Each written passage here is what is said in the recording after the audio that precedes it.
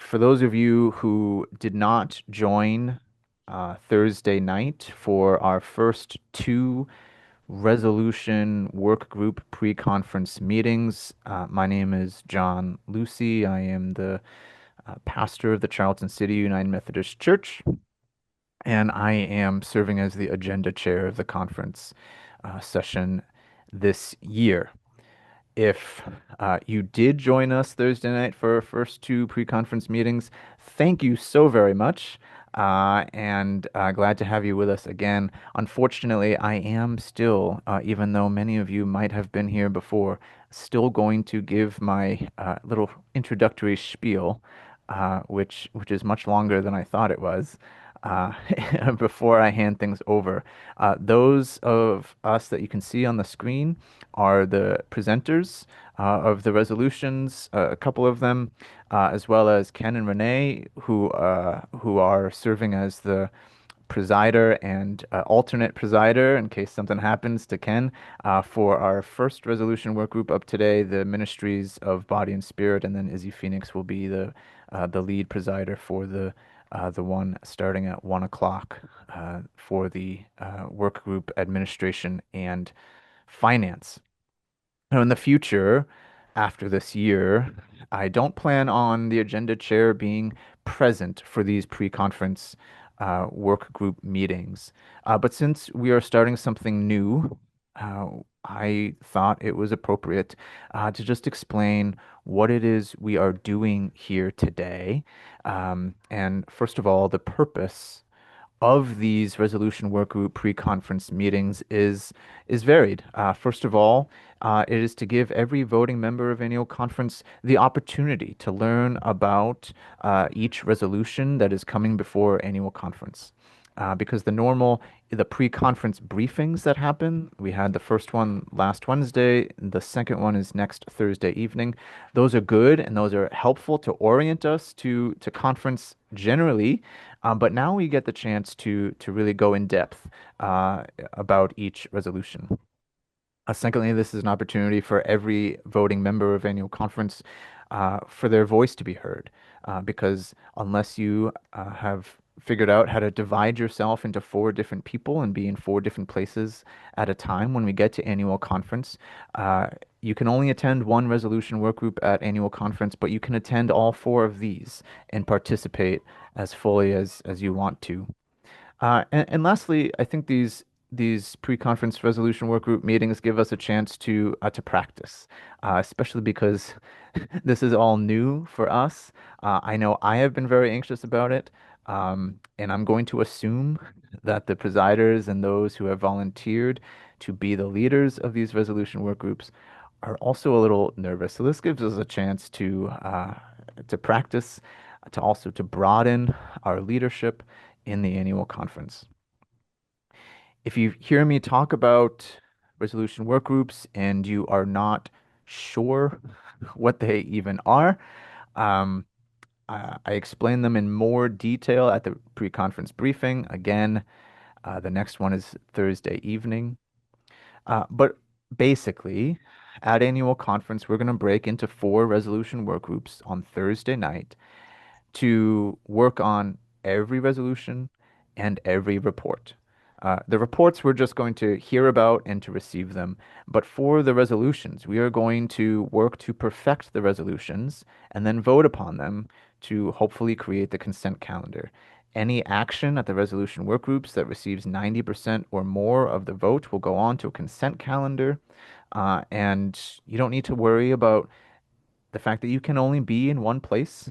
You're not going to lose voice in the process because, first of all, we have these meetings where you can have voice, but also there is a process to remove items from the consent calendar and or write a minority report. Uh, just a quick second to remind you that when you get to annual conference and you register yourself at the table, you also can and should register yourself for your preferred resolution work group. Just a little bit more. Before I hand the reins over to Ken, our presider, I want to be clear on what we can and cannot do today. We can share a little bit of our thoughts, and especially we can ask questions to gain clarity about the meaning and the consequences of the resolutions. We cannot make amendments to any of the resolutions today. Um, you can, in making your comments, say, I wish it were amended to this or that. Um, but we don't want the conversation to then snowball into other people saying, yeah, I think that's a great idea, because then we're talking about amendments that we want to make, and we cannot do that today. Mhm. Um, so again, mostly, this is an opportunity for us to get clarification on the meaning and the consequences of the resolutions, and have some initial conversation. Now, as I'm talking, I can't also monitor the chat, but I do see um, some question, but let me about how the technology is going to work. Let me say how things should go, and then how things went on Thursday, just in case. So if you have a question, you can use the Q&A function on Zoom, type in your question. We will, as the panelists, either type in an answer or just mark it to come back to it and to answer it live. If you want to make a comment on a resolution, you can use the chat function, as some of you already are. And if you want to make a comment or a question about something, it would be great if you note the resolution to which you are questioning or commenting. It might be obvious to us based on what you say, but just so that we're clear, please note the resolution you're talking about. If you'd like to verbally speak or ask a question, you can click on raise hand, and then one of us will give you the permission to speak. We have a whole lot of authority. Um, if somehow or another the technology stops working the way we want, Thursday night what we ended up doing was just using the Q&A function for comments as well as questions. Um, for our presenters, the presiders will let you know when it's time for you to speak. District superintendents, if you are here, when it's time for you to present your uh, church closing resolutions, please do just raise hand when it's time for you. And all of you will have 3 minutes, up to 3 minutes, to introduce your legislation however you want, just like at annual conference.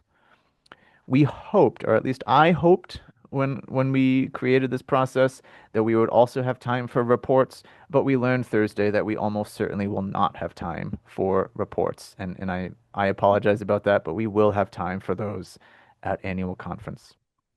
Very, very last thing. Again, this is a new process for us, for you, for me, for the leaders. Just please be patient with yourselves, with us. The Spirit's going to work however the Spirit's going to work. And we just need to love God and love one another in the meantime. And we are more than happy to receive feedback, especially if that feedback is offered gracefully. If this meeting goes over an hour, that's okay, because the next group will just get a little bit more of this group, and that's okay. Um, and with that, I will hopefully be done talking for the next hour or so, and I will hand things over to Reverend Ken Mantler, who will lead us in this process. John, I do have a question for you. Oh, sure. Our team had a question about are the resolution work group meetings going to be recorded at annual conference? So these are being recorded and will be posted Mm, hopefully at the beginning of next week at annual conference. The resolution work groups probably won't be recorded, and that dovetails on one of the resolutions that we talked about the other night, actually, about hybrid conferencing.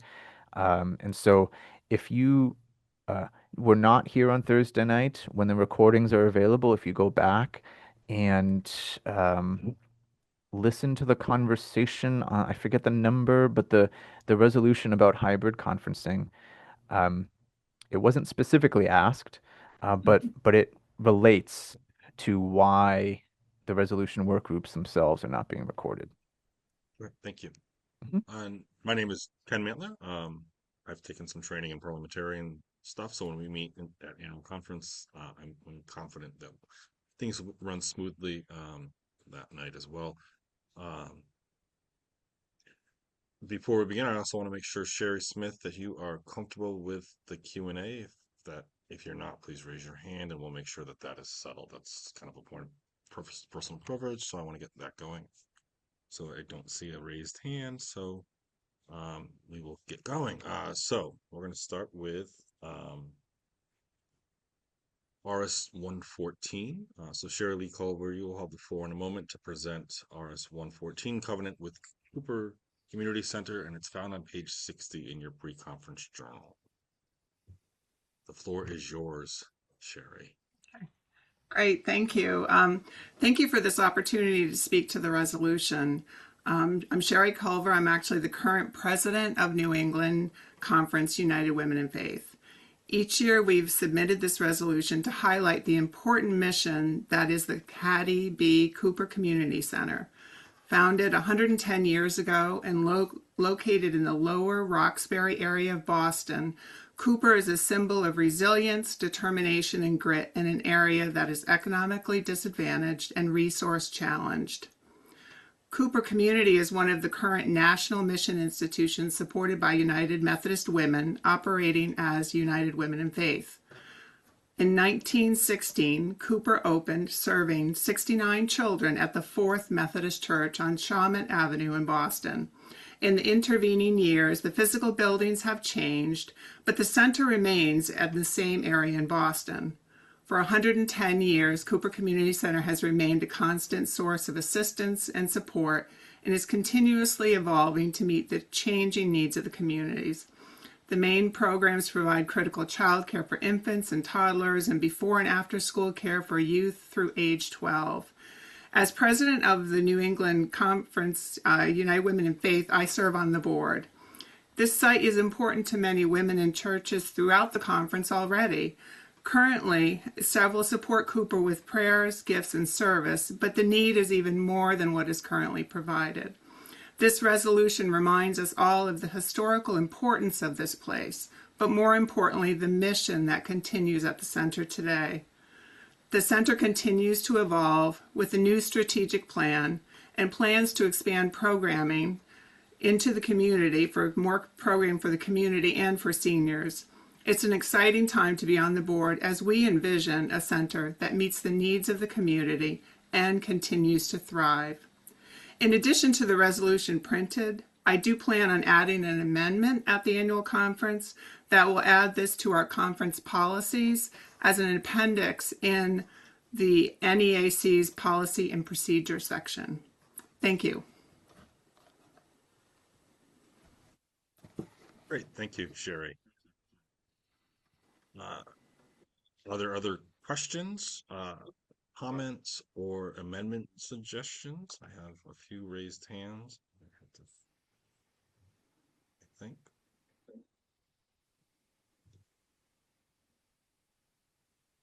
I raised my hand accidentally. I don't know about the other person. I think Evan raised his Yeah. hand. I don't know how to unmute them. Let's.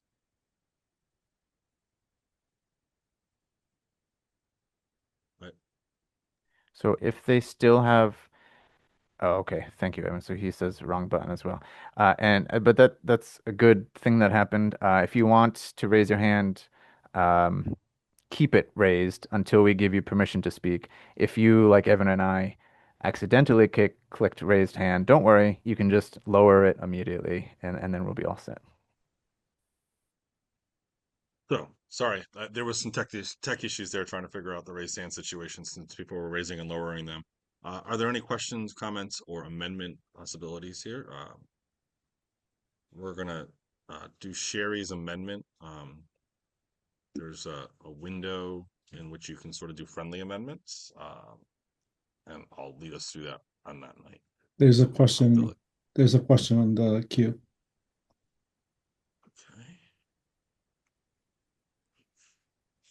Sherry, does the Cooper Community Center receive any funds from the annual conference or mission shares? Currently, they do not. They receive funds from United Women in Faith every year, but there's nothing in the budgets directly for Cooper Community Center.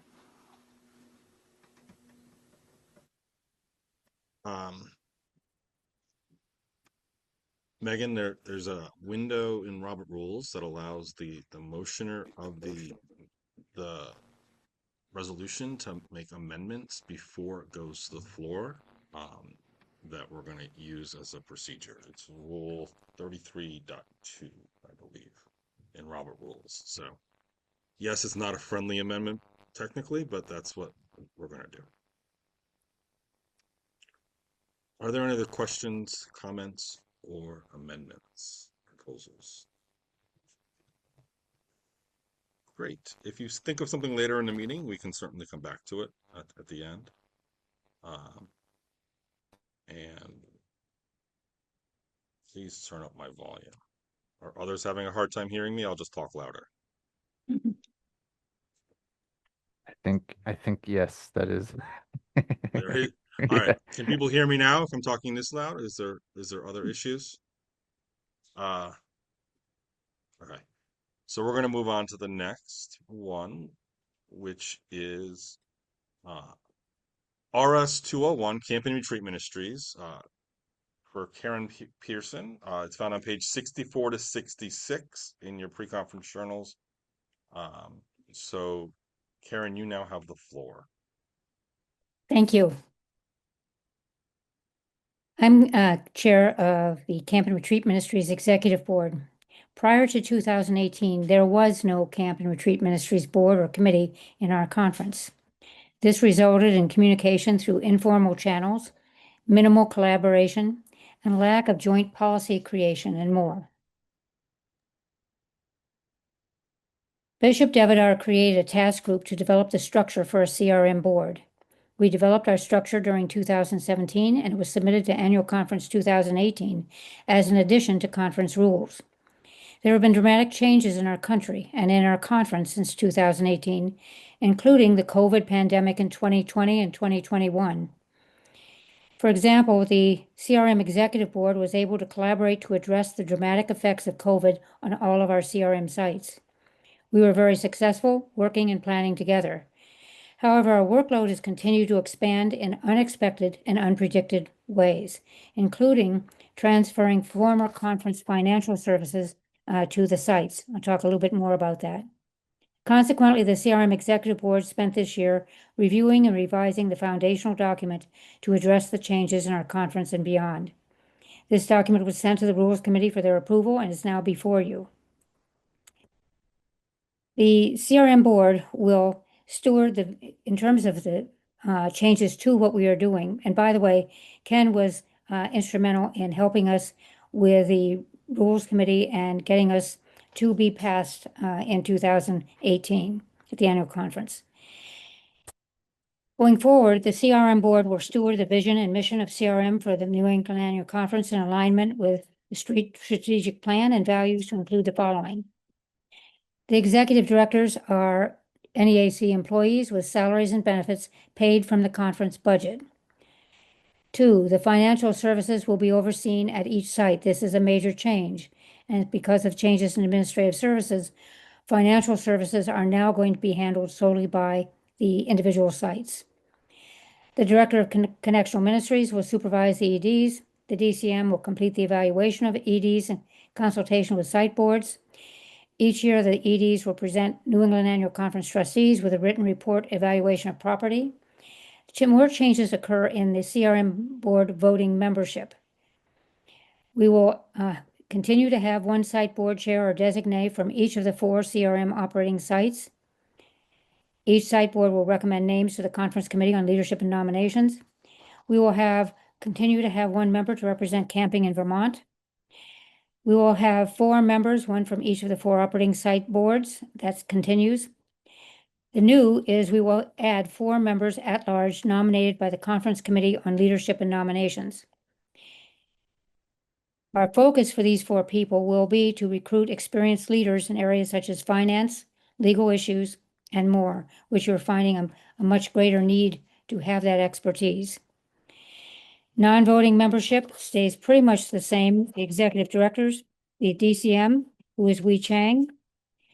The bishop's ex officio designee is currently the Reverend Wanda Santos Perez, who is a DS of Seacoast. a member of the New England Annual Conference Trustees, which will be new again. We started out with that and have not had one for some time. And a member of the Conference Committee on Finance and Administration, potentially the Treasurer Lonnie Chaffin or another member of CCFA. The CRM Executive Committee will stay the same as Chair, Vice Chair, Secretary, and one site Executive Director. The purpose of our CRM Ministries Executive Board is in direct relationship to this UMCRM, which is our national organization, to represent, advocate, and promote CRM at our conference level and beyond, whenever possible, to create policies that can be standardized to all 4 sites. And this is huge, that we work together to have our policies be congruent with each other. Represent CRM during the CCFA budget process, which we just completed. Ensure that all sites are accredited by the respective professional organizations. For example, the American Camping Association. This is a standard that is throughout the industry. That is, this is something that's really important. And in fact, our organization requires that all of our sites be accredited. And develop long-range financial sustainability for CRM and each CRM site, which is becoming more of an issue as we go forward.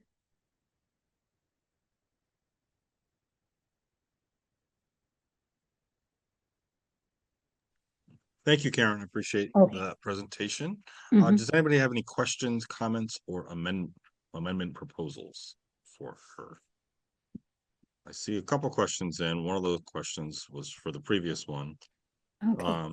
Bill is asking, is there a financial impact to the conference for this? And where does the money for ED salary and benefits come from? Actually, we've had more, there's been a tremendous financial impact in that all of the financial services provided by administrative services at the conference have been transferred to the sites. So that's a tremendous cut in what the annual conference was providing. And in terms of the salaries for the executive directors, that has been cut to just to their salaries. So there is no other pot of money, if you will, that comes to these sites. So in terms of how that may happen in the future, that's still to be decided. But this year, the salaries are for 2026, the salaries are being paid. And that money comes, where does that money for the salary and benefits come from? Just the We conference, as, right? yes, we as just weighed in that that the annual conference funds has funded that and it is funding it currently for the salaries and benefits packages. So in essence, there is no financial impact by this resolution. Well, in the past, there is this year, because we had also received a grant to each site that enabled us to do certain kinds of programming. That is gone. We are not receiving that anymore. So for the conference, it's actually less money. Right. Okay. Just want to make sure everybody understands. No, it's gone. And so we're trying to do what we can at site level. One more question, and then there's a bunch of stuff in a regular chat that I want to deal with later. All right. Is the purpose of the CRM paragraph, lines 18 to 24 on the final page, supposed to be included in the amendments to the policies or procedures, or is it just rationale for the resolution? It's rationale. Just rationale. Okay.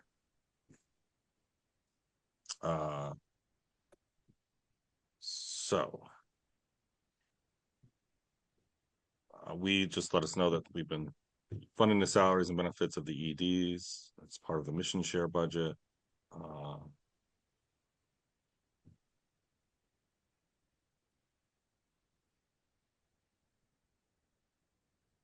Adam, what is your Adam Randazzo says, as a member for the trustees, please reach out to me. I'm the president. Let's have a conversation about what the needs are, and we can try to fill the spot for you. Adam, I'm not sure what you're referring to there. Do you want to raise your hand and maybe talk?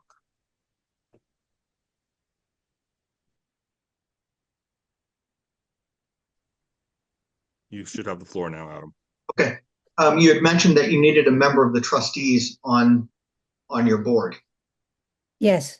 Yeah, You so would- reach out to me and let's see how we can fill what you need the best with a member of the trustees. Yes, can you send me your contact information? Sure. Can I send it to you privately? I don't know. I'll figure it out. Thanks. Somehow I will get it. We have been trying to have a conversation with you as chair. And that's, I won't go into that at this point, but Okay, I'm happy to meet you. let me apologize first off that I never saw anything from you guys, so I will make it right. Okay, we'll do it. Thank you.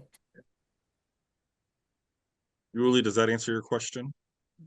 If not, raise your hand and we can have a conversation. Okay. Are there any additional questions,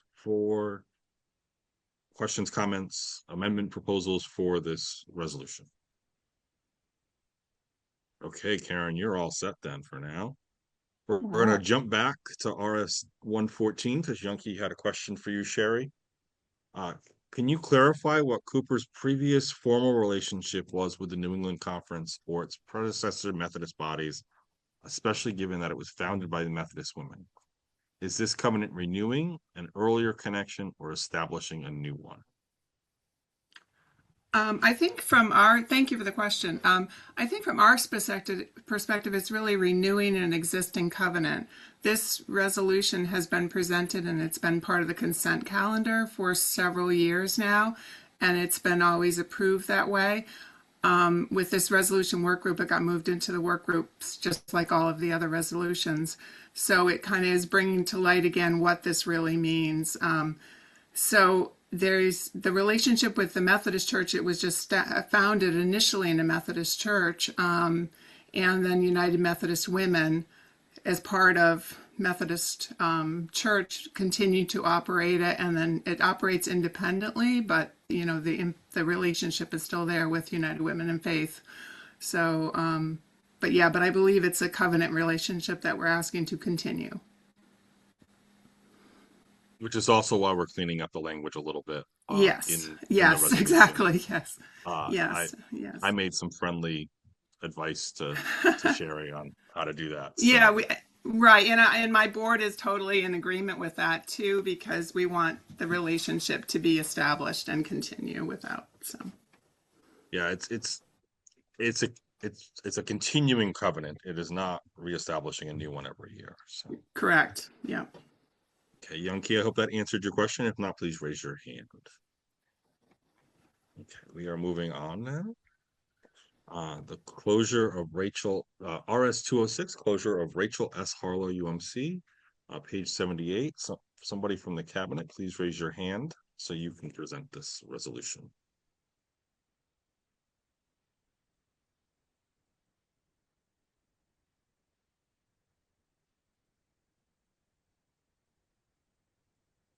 Okay, you are all set.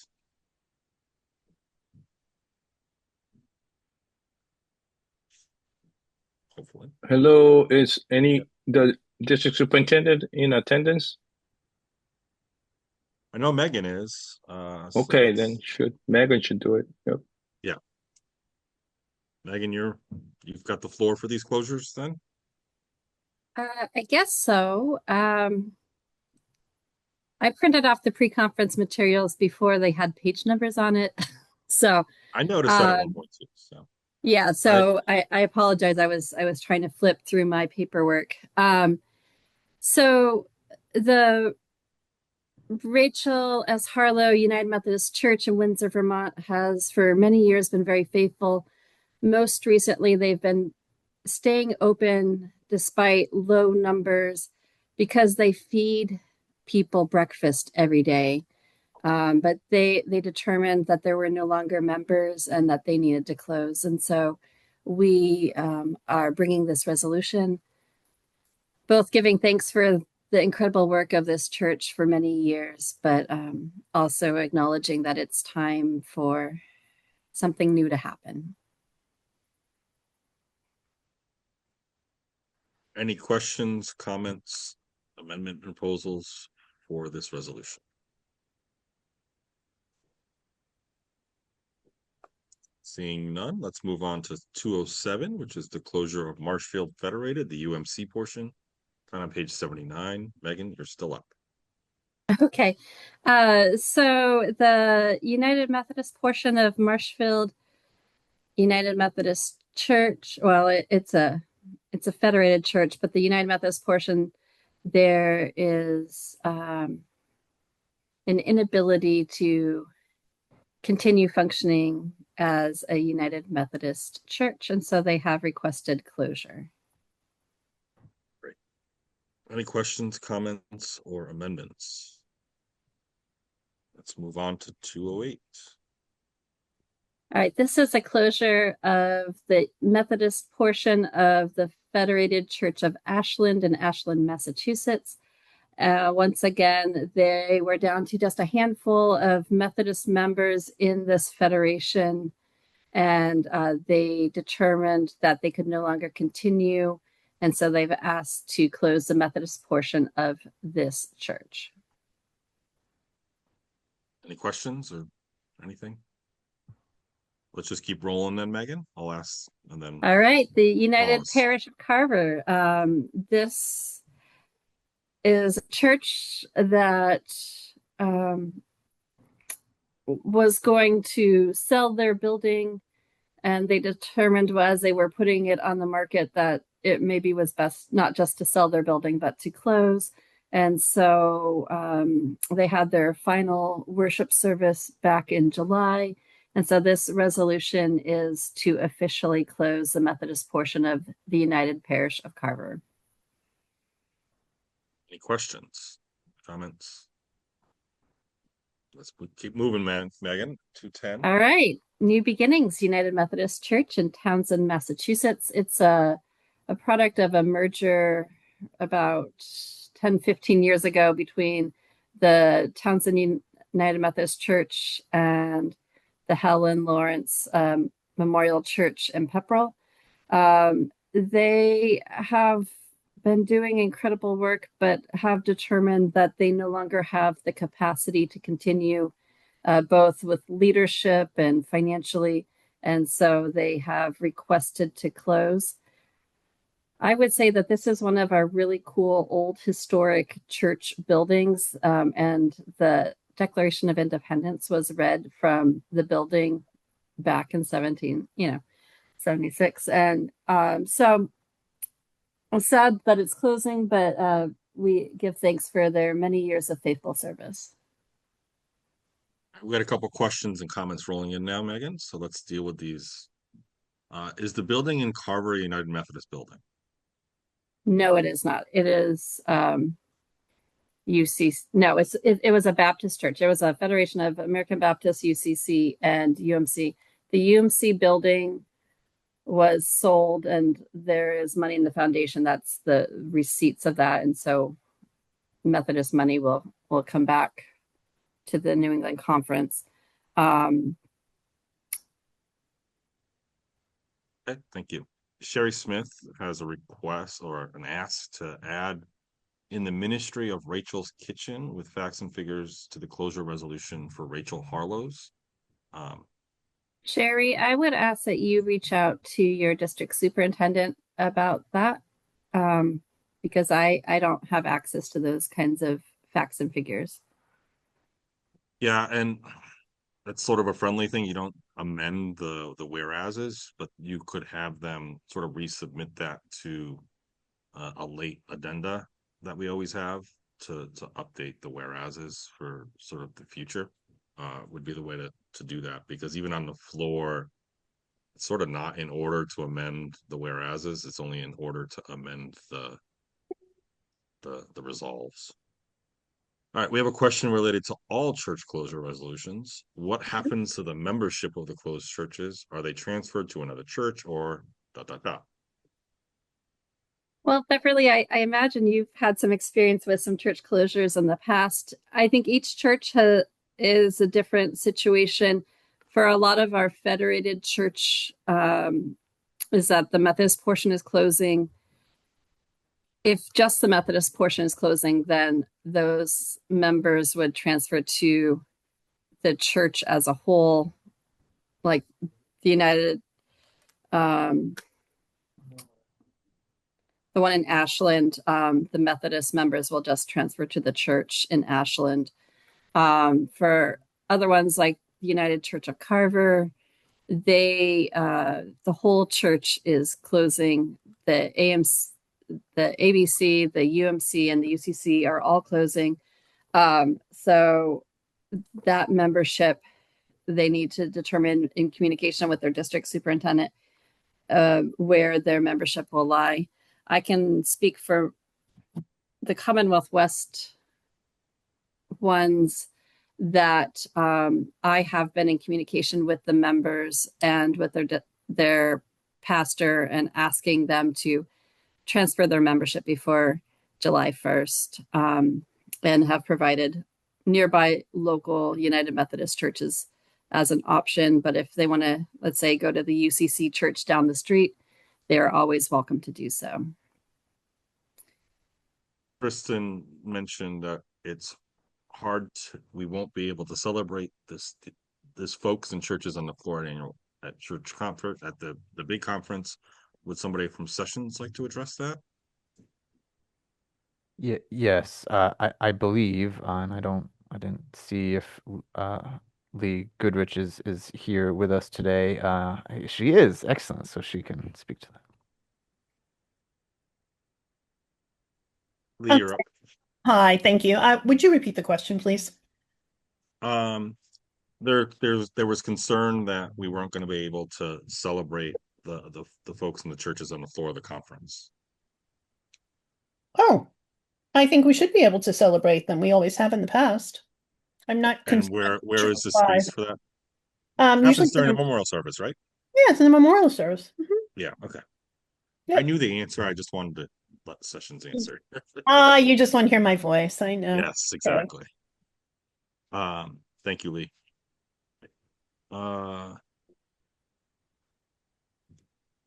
And if you ask a question and it's not answered, please raise your hand in the way that you like. I noticed that in each case, Dan is saying, I noticed that in each case it is stated that the congregation has decided to close. Do they really have a choice in these situations? Or does the district or conference decide that they need to close?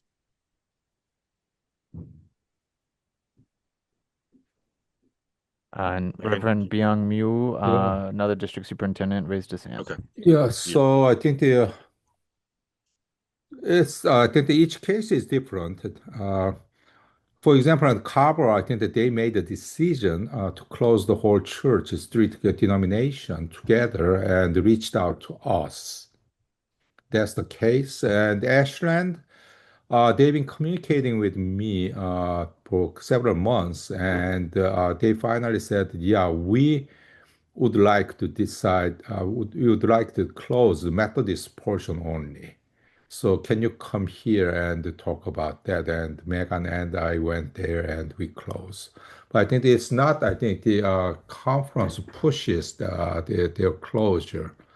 But maybe I think that there's cases, but I think not the uniformity. I think the case by case, I think, yes.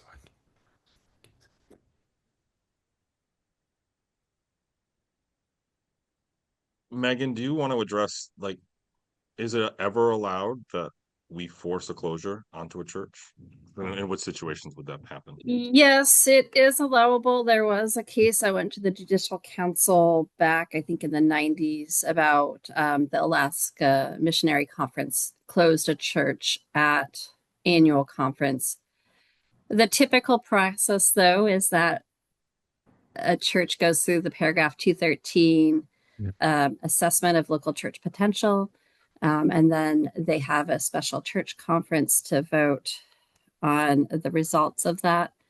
There is one church in Commonwealth West that was district superintendent initiated rather than local church initiated. And that was a church that no longer had the capacity to pay their mission shares, their other expenses to conference, or their pastor And so we made a decision that this church could not continue. Kristen says, it is my understanding some churches are being forced into cooperative churches, merge or close. The Book of Discipline says that in paragraph 206 that all Yeah. churches are to be a part of a cooperative parish. So I wouldn't say that we're being forced, but we're encouraging all churches to actually follow the discipline. And each cooperative parish will look a little bit different because we're not cookie cutters. What works in Vermont may not work in the Metro Boston area. And what works, it depends on what are the churches. And, some churches that are in cooperative parishes are all full-time pastor sized churches, and some of them are all quarter-time churches. So we are encouraging churches to participate in the cooperative parish. And some churches are needing to make decisions about merger. Some churches are needing to make decisions about closure. But we are really clear, after having a clear sense about our financial realities, that the conference can no longer afford to pay churches who cannot afford to pay their property insurance, their mission shares, their workers' comp, things like that. Bob Hout has similarly worded questions. If in the churches in a collaborative parish choose to sell property, one of their facilities or their church in some ways, what share of those funds will be theirs?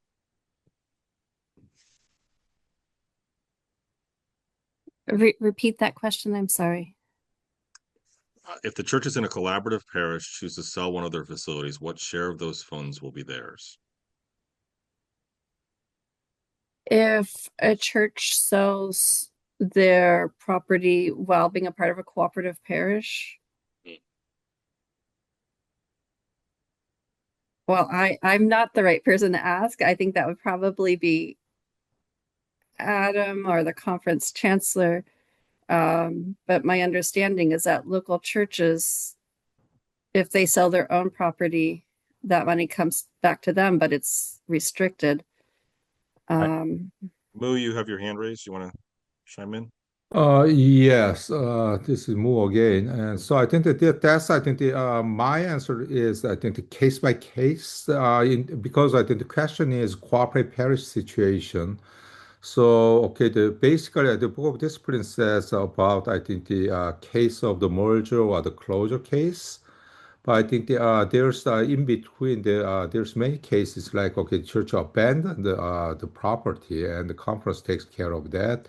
And so also I think that some churches, I think they takes the merger process, and in that case, I think some churches created their cooperative parish fund, and some takes the portion to their own.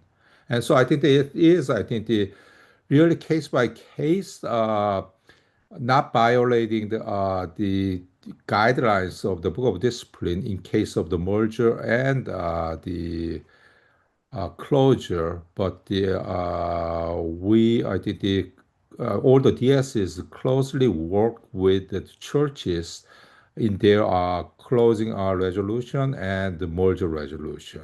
So I think that there's always the mutual understanding how we're gonna handle their properties. Yeah. Okay, I think we're ready to move on to 211, Megan, or Moo, whoever wants to present 211. So it's in Commonwealth West. I guess I will present this one. So this is for Antioch Korean United Methodist Church in Leominster, Mass. This church started on the Devens Air Force Base back when it was in existence and thriving.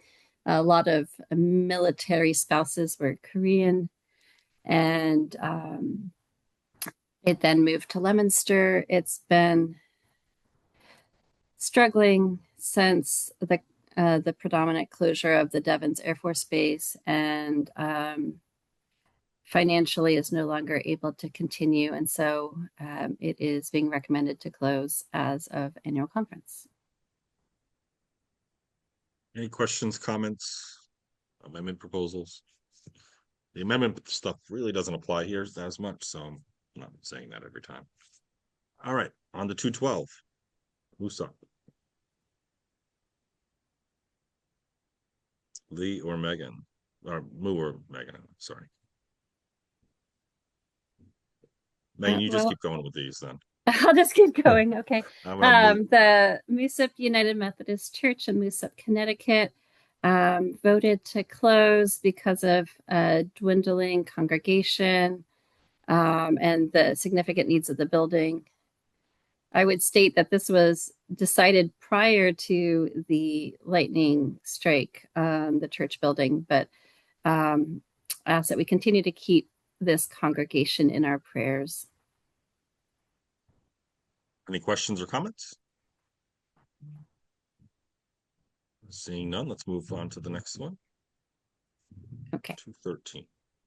And Nico, once again, had needs to their building and needs, or that the congregation was dwindling, and so they voted to close. Any questions or comments on 213?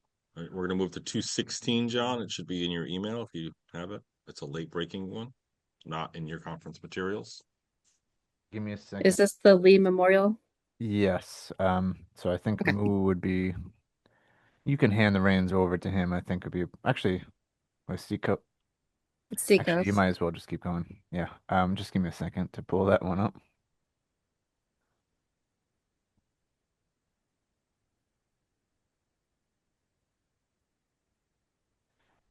And as Ken said, this will be in the late breaking documents, but we can show it to you for. Wanda is also here, it appears. So, Oh. Wanda, you want to raise your hand so I can find you?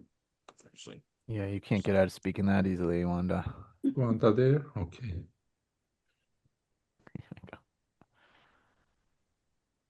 All right, here we go. Wanda, you should be able to talk now. Although there's two Wandas in the. Wanda, you there? Can you hear me now? Yep. Okay, wonderful. Yes. Can you repeat the question? Can you present 216 closure of Lee Memorial? Or do you want Megan to do Yes. it? That would be great. I mean, I don't have I'm not in front of the computer right now, so if she could go ahead and read Okay, it, I just Megan, wanted could you for any present question. closure of Lee Memorial? Thank you. Sure. Lee Memorial United Methodist Church, Norwich, Connecticut, has discerned to close, and so we are going ahead and putting forward this resolution. Any questions or comments? Seeing none, we can move on. I will request, our team was discerning the best way to handle the church closures, and we will request the DS that is presenting to close before we enter into prayer, I think, or into a vote to pray for that church and the saints of those churches that have gone before. So at annual conference, so just be prepared to do that. DSs. Thank you. All right, we have a bunch of reports, but nobody requested to present the report here. Some will probably present at annual conference, but are there any other questions or comments or amendment proposals for this section?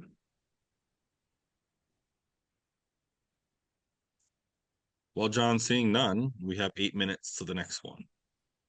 Yes. Great. So first of all, I would like to, even if your screen is not visible to us, I would still love if you could do, the Zoom joy hands and give thanks for Ken, as well as Renee for leading us, and Sherry and Karen who were presenting our resolutions, and all the district superintendents as well, or Megan and Moo especially, and Wanda who are here with us to help present the church closings.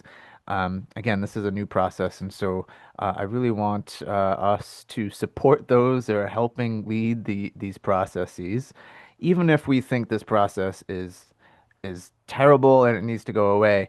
It still requires a whole lot of courage and patience um, and grace to lead these. So please do support everyone that you see on the screen here. And I'm gonna invite us to say a quick prayer. If you want to stay on for the next resolution work group starting at 1 o'clock, the administration and finance work groups pre-conference meeting, don't go anywhere. Just stay here and we'll officially get that started at 1 o'clock.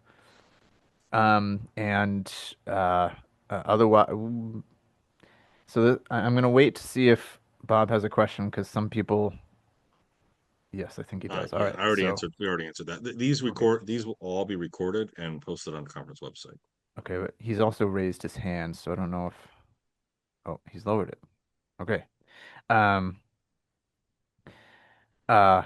So we'll pray and then uh again you can, I don't know, do whatever you want until 1 o'clock, and we'll get started with the next resolution work group. So let's say a quick prayer together. Almighty and blessed Lord, we give you thanks for the gifts that your spirit, that spirit that came down in Pentecost over around 2,000 years ago, but has remained with us in power so that each of us might be gifted to do this kind of work, to do what we hope is your will, not only for this annual conference, not only for the United Methodist Church, but for your people everywhere. So we ask as we perhaps leave or just wait for the next pre-conference meeting, we ask, Lord, that you bless us and send us forth in the power of your Holy Spirit. Amen.